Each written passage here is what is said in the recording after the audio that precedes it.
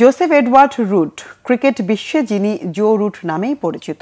English ক্রিকেটে যিনি master class batsman হিসেবে বিখ্যাত।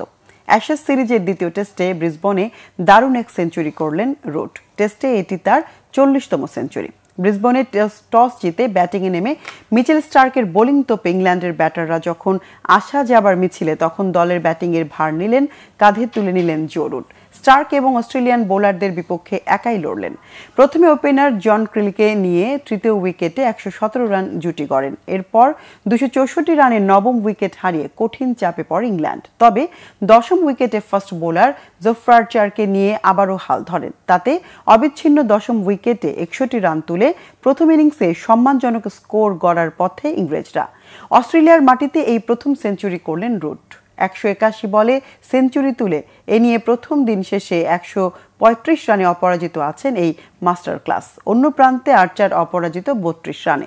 160 টেস্টে এই 40তম সেঞ্চুরি করলেন রুট। টেস্টে সবচেয়ে বেশি 51 সেঞ্চুরি করেছেন সচিন টেন্ডুলকার। এরপর দ্বিতীয় সর্বোচ্চ 45 সেঞ্চুরি করেছেন দক্ষিণ আফ্রিকার অলরাউন্ডার জ্যাক ক্যালিস। তৃতীয় সর্বোচ্চ 41 সেঞ্চুরি করেছেন অস্ট্রেলিয়ার রিকি পন্টিং।